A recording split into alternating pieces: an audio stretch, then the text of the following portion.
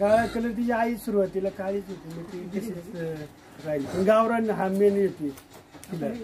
गावरान खिलार पण का सांभाळावं, खिलार का असावं? खिलार असणं हे चांगलं.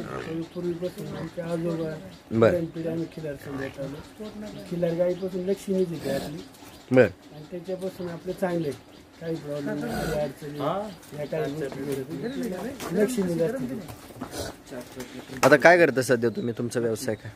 व्यवसायात चालू आपल्या कंपन्यांची स्क्रॅप बर. काम चालू. आता किती खिलार आहे तुमच्याकडे? खिलार माझ्याकडे भरपूर होत्या, 20 एक खिलार होत्या, 2-3 खिलार राहिलेली.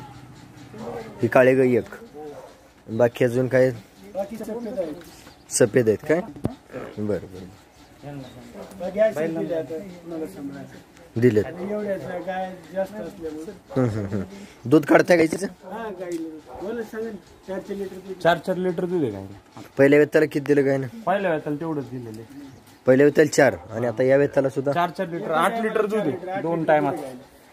2 टायमाचं 8 8 लिटर लिटर दूध दूध आहे. आणि शांत आहे, शिवाय काय प्रॉब्लेम हे गरीब आहे, बाला नाही काय नाही काय नाही. कधी पण. हे दूध एवढं दिलं म्हणजे तुम्ही चारलं म्हणून दिलं का? ती त्याच्या आईला पण दूध होतं? तिच्या आईला पण दूध आहे. आईला दूध होतं एवढं? ह्याची आई तुमच्या घरचीच होती का? घरची 7वी पिढी यांची. बर. मग तुम्ही बैल भरवताना आता दुधाची खात्री लागली गायची, बरोबर आहे? गायलाच मूळचं दूध आहे. हा. मग तुम्ही याला बैल भरवण्यासाठी वगैरे लांब घेऊन जाता का कधी? लांब जातो. लांबच्या वळूकडं म्हणजे बाहेरच्या बाहेरच्या जातो. मग स्पेशल वळूसाठी जे असतात तुमच्या इकडं म्हणजे तुमच्या भागात नाही, आमच्या भागात. एवढ्या भागात आपल्या इथल्या भागात.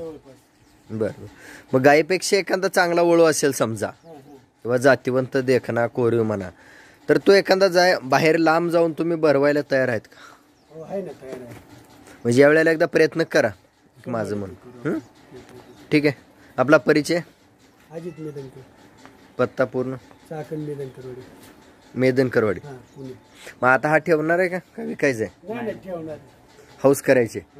बैल आता आहेत, बरीच बैल आहेत. 20 एक बैल आहेत गाड्याची 20 बैल? आम्हाला असं गरम रक्तात बैल लागतो. बर बर. शहरी क्षेत्रासाठी तुम्हाला जे पाहिजे होतं ते झालं, म्हणजे आनंद आहे. ते गायीकडे बघितल्यानंतर असं वाटतं की आता गाय अजून किती दिवस घेणार आहे. खाण्यापिणे वेळच्या वेळेवर आहे सगळे काय तिला. बर बर. खाण्यापिण्यामध्ये ह्या गायीला काय तुम्ही दिलं सांगू शकाल ह्या वातावरणात? कडबा, मकाची कुट्टी, आंबवण, आंबवण, कडबा कुट्टी, ओला चारा काय?